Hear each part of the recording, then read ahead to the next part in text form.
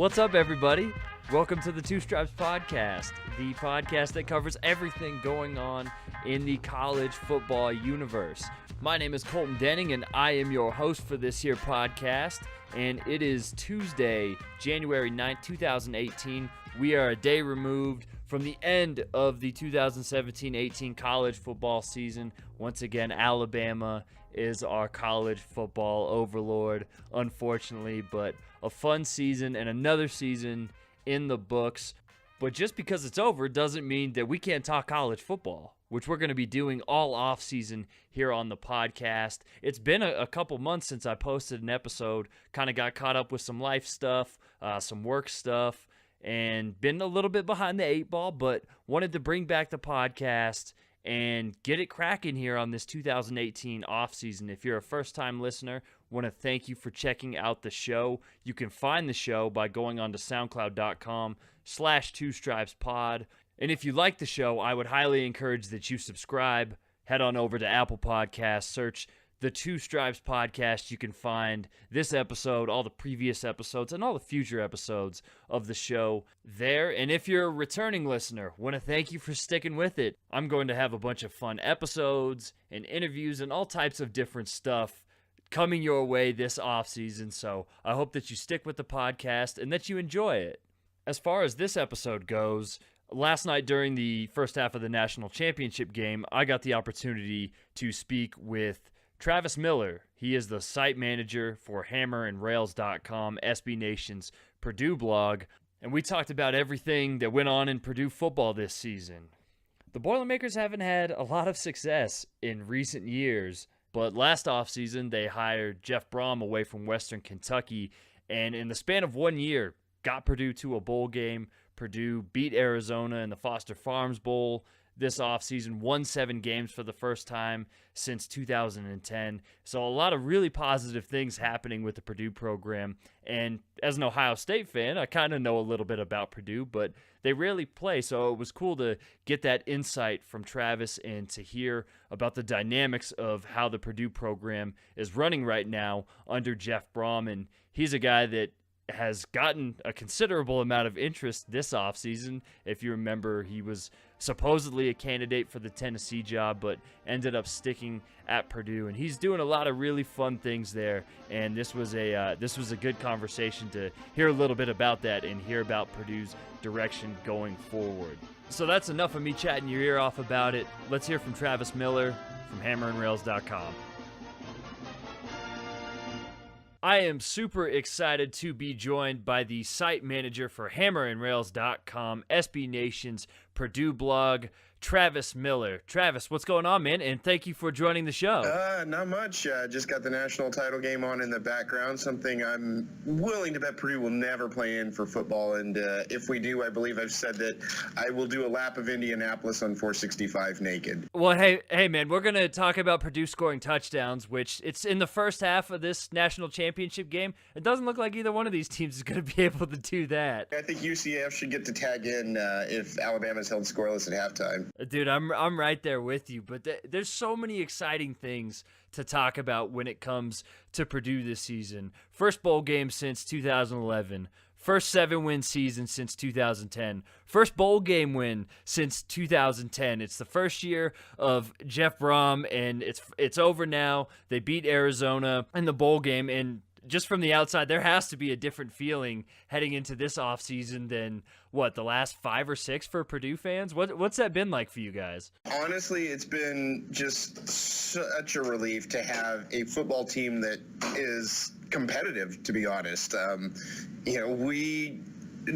Hazel, it's like not only were we not winning games, most of the time we weren't even anywhere near winning a game. It was that bad. I mean, when you're out of virtually every game by the end of the first quarter, it was just absurd. But Brohm comes in. Hazel won 3 Big Ten games. Excuse me. He beat Illinois twice, but he won 3 Big Ten games in 4 years, and Brohm wins 4 in his first season. Brohm wins 7 games all over FBS opponents in 1 year.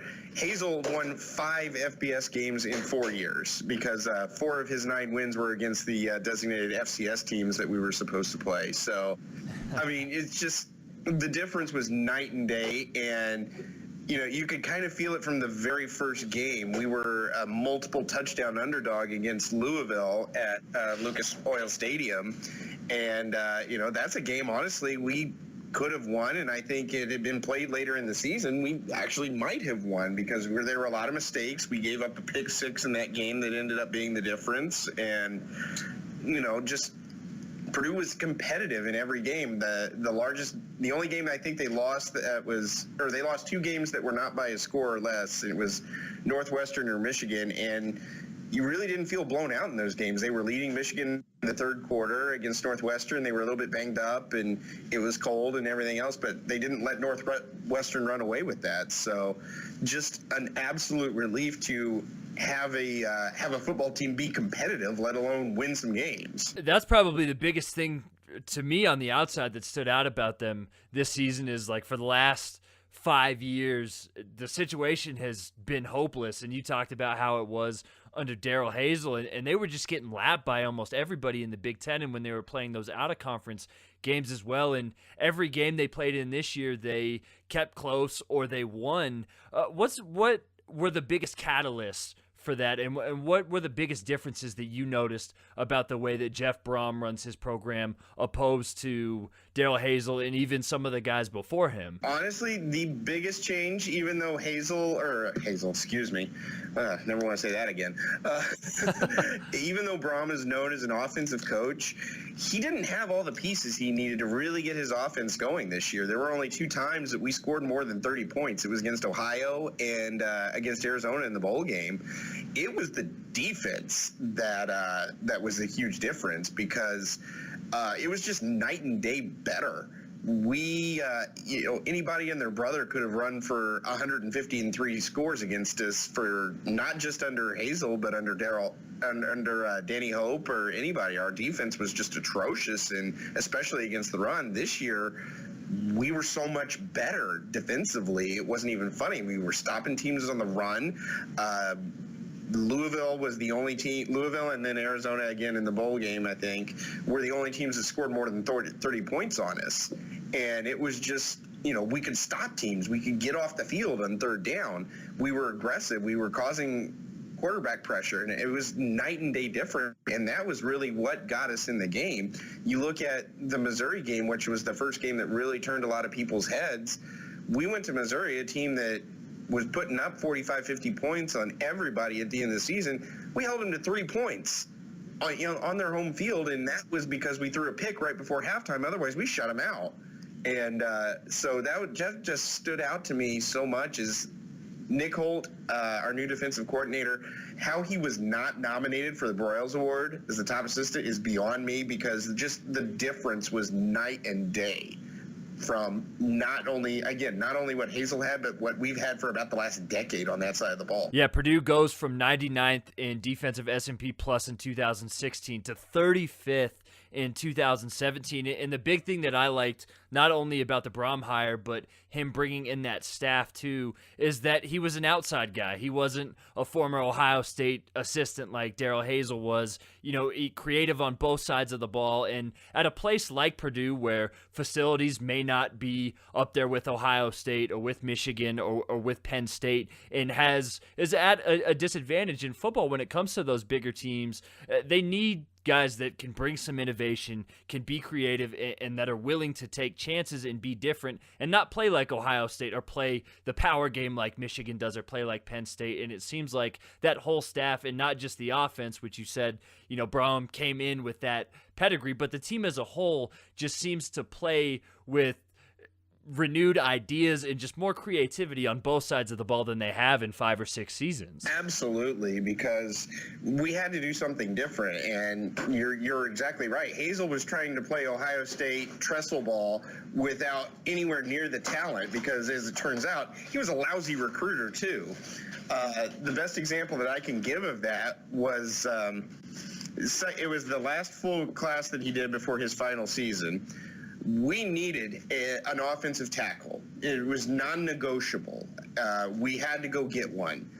And across town, we had a player by the name of Coy Cronk at Lafayette Central Catholic. Now, Central Catholic is one of the smaller schools in the state of Indiana, but they're a small school power. And Cronk was a 4-star offensive tackle. You would think he would go across town to offer him when we absolutely needed one. Never even offered him. Cronk ended up at Indiana and was a freshman All-America in 2016. Solid player for him, and I don't behoove him at Indiana. There's no bitterness towards me at him, but you see a player from Lafayette, Indiana become a freshman All-American at a position of need for Purdue, and he didn't even get an offer from Purdue. And the player that he did end up getting, he went the JUCO route. He got a player by the name of Jalen Neal, who basically looked like an offensive tackle at about 6'8", 320, but it turns out he really couldn't play offensive tackle, unfortunately. I know, I'm not going to get on the kid too much, but Cronk was the better player, and Neal was only at Purdue for one season.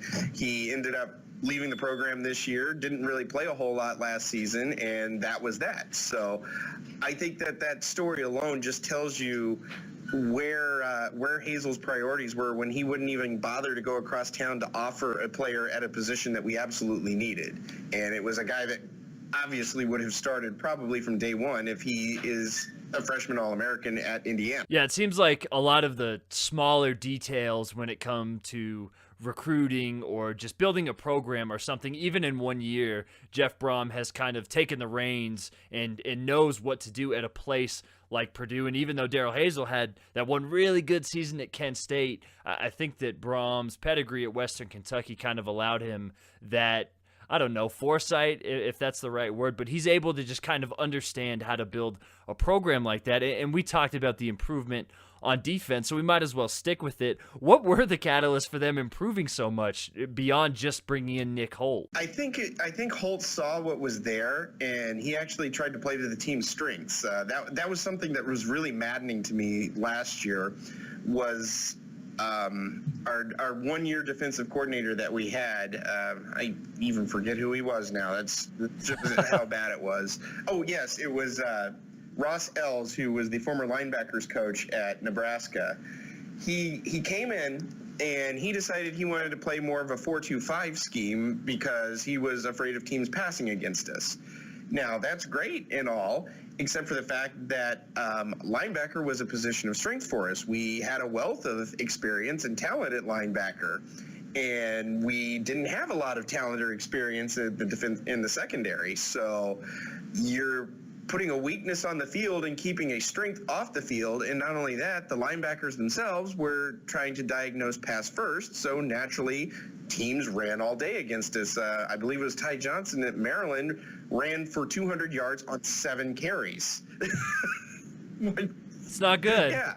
So this year, Holt comes in, and lo and behold, he puts 4 linebackers on the field. He has a guy by the name of Danny Zichukwu, a edge linebacker who is a bigger guy, has him kind of a stand-up hybrid defensive end / linebacker, and lo and behold, it works. We're suddenly 125 yards better against the run in one season.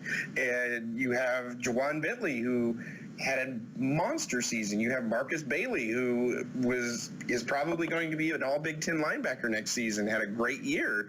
And suddenly things get a whole lot better when you play to your strengths on defense. I mean, and it's just simple things like that Hazel and his staff never saw. They would never play to a team's strength. And that's before I even start getting on just how awful of an offensive coordinator John Shoup was. Well, let's talk about the offense, man, because we're heaping praise on the defense, and rightfully so, but they also improved pretty exponentially offensively as well. In 2016, they were 94th in S&P Plus, and that shot up to 60th this year. And you alluded to it earlier on that Brohm and his staff did so with a group of guys who definitely were not recruited to play in this type of system. And my only question is how? How did they do this? Yeah, smoke, mirrors, duct tape.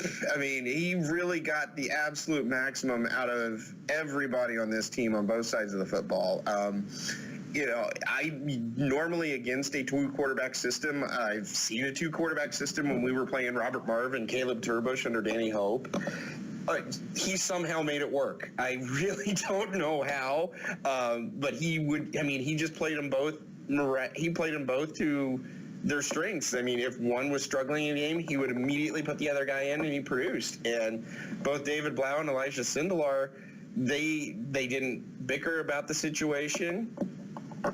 They didn't, try to outdo each other. They actually worked incredibly well together, and somehow it worked. And what amazed me even more is it was working even as guys were going down. We had a makeshift offensive line before the season even started, and then against Rutgers, we lost our starting left tackle.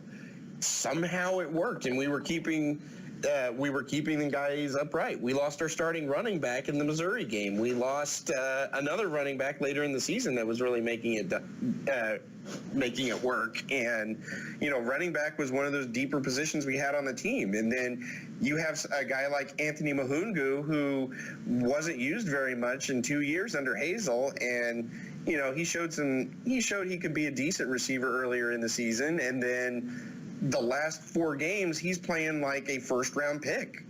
It just came out of nowhere and just went crazy the last 4 games, including 2 touchdowns and the game-winning touchdown catch in the bowl game. So I think it was just Brohm got everybody on the roster to believe in what was going on there. And, it was nice to see. How much of the offense that we saw this year from Purdue is what we're going to see going forward, if that makes sense? So, what's the ideal offense for Purdue going forward? Because I can't claim to have watched all of their games this year, so I don't know how much of the system that Brohm brought with him and was able to use with those players that played in the Hazel system. But you would figure there's going to be some differences going forward right now that we're going to be in year 2 next season.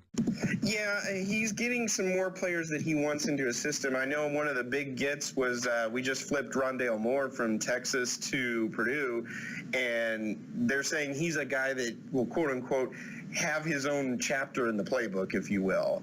He's that, speedy, shifty slot receiver that Brohm desires, and this year he just kind of, again, played to the strengths of the team. We didn't have a really big deep threat until Mahungu came on. We didn't really have a slot receiver that could cause a huge difference.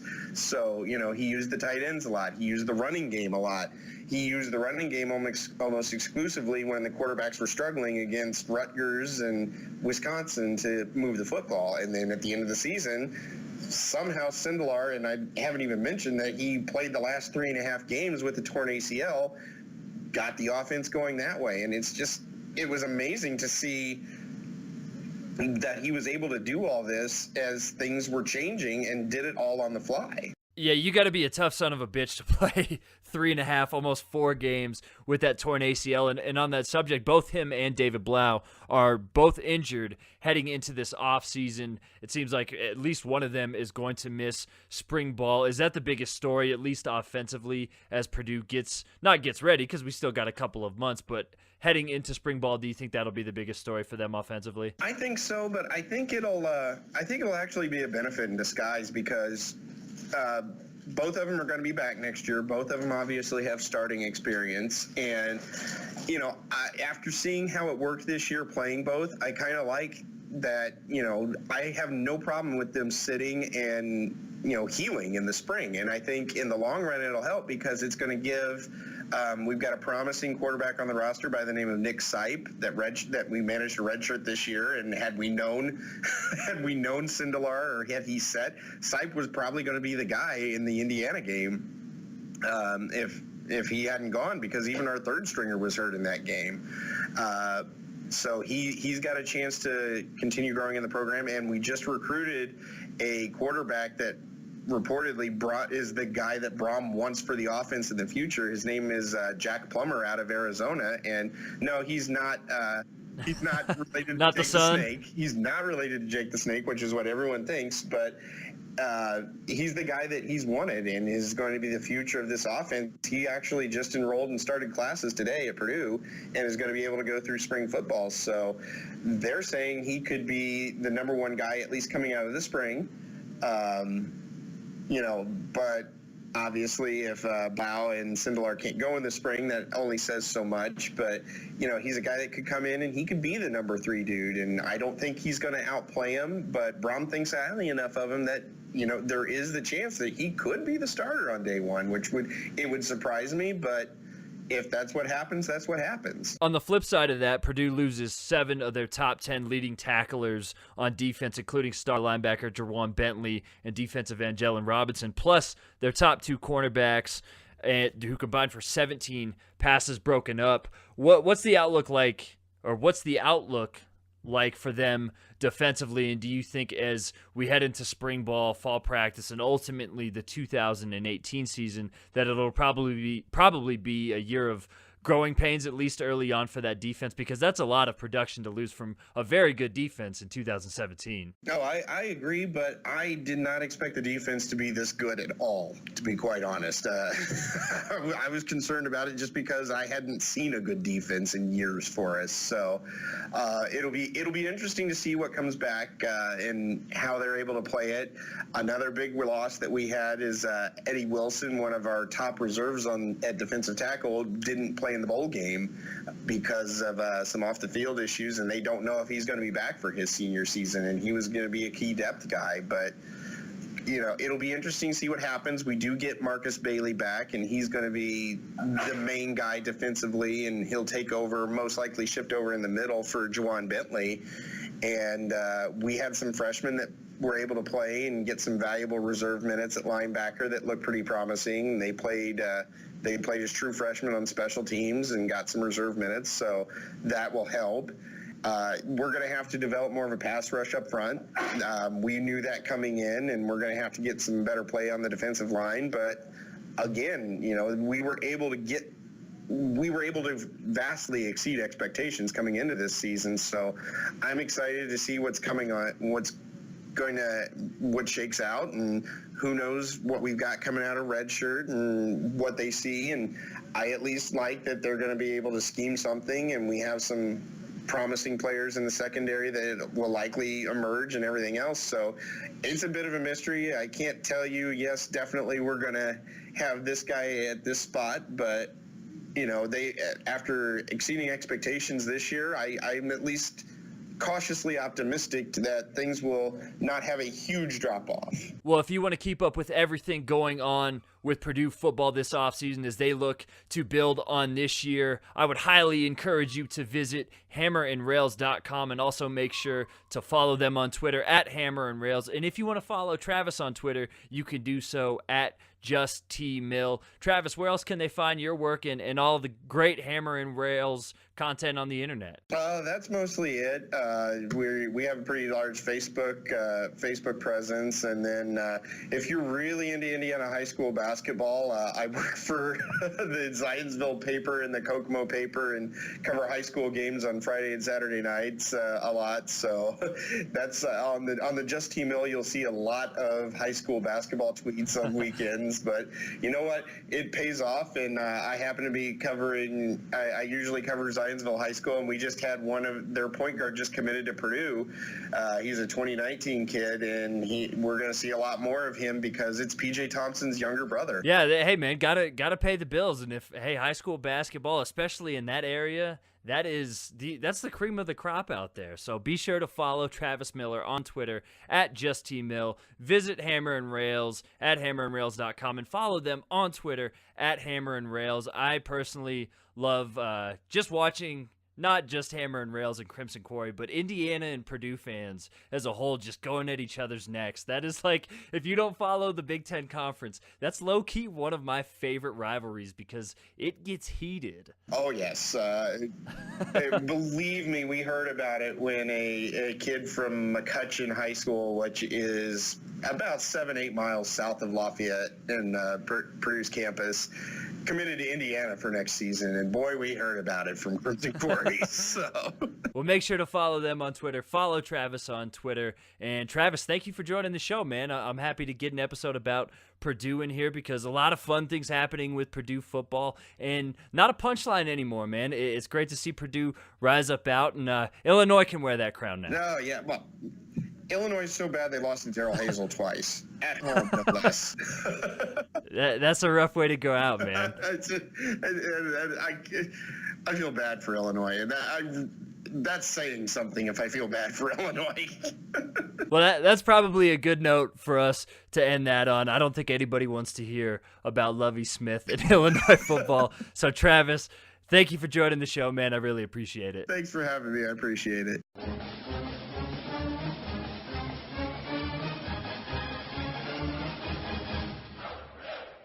Big ups to Travis for joining the show. That was a really fun episode talking about Purdue football. And one thing we didn't really touch on there in that interview was the Big Ten West as a whole right now is really improving. And the Big Ten overall has gotten praise for its coaching hires. And when people talk about that, it tends to be in the Big Ten East with Urban Meyer and Jim Harbaugh and James Franklin. And then, of course, you have Mark D'Antonio too. But you look at the Big Ten West, and Paul Chryst has Wisconsin competing for Big Ten championships and this year playoff appearances. PJ Fleck is in the beginning of his tenure at Minnesota. Then there's Pat Fitzgerald and Kirk Ferentz, who are kind of the elder statesmen of not only the division, but the conference, and they have their programs operating at reasonably steady levels, I think. And then you add into the mix now Scott Frost, who's coming off of an unbeaten season at UCF, and he comes into Nebraska. So they're probably going to be on the rise too. So I think that all adds up to a pretty good base of coaching in that division, and it should be pretty competitive. And I'm excited to watch all of those teams duke it out and bringing it back to Purdue. That's the importance of having a guy like Jeff Brohm, because we talked about Illinois later on there. If you have a guy like Lovie Smith or a coach that isn't up to par in the Big Ten West right now, you are going to be left behind. So definitely they have changed that view of themselves as a division, which I think was rightfully looked upon as the worst in Power 5 football, and I don't think that's going to be the case going forward here over the next couple of seasons. So thanks to Travis Miller for joining the show once again. Visit hammerandrails.com, follow him on Twitter at hammerandrails, and follow Travis on Twitter at justtmill. Hope you all enjoyed the show today. Whether you're a first-time listener or a returning listener, I want to thank you for taking the time out of your day to listen. And if you liked it, head on over to Apple Podcasts, search the Two Stripes Podcast, and you can subscribe, leave a review, leave me some feedback there, and find all of the episodes right on Apple Podcasts. You can also find them all on soundcloud.com/twostripespod, and you can interact with me on Twitter and give me some feedback at Dubsco. That's DUBSCO. It's time to wrap up the show, though. I want to thank you all for listening one last time. And it's a long offseason, so we got to be in this together. And I'll be back with another new episode next week. Hope you guys check it out and think you will enjoy it. Until then, my name is Colton Denning, and this is the Two Stripes Podcast.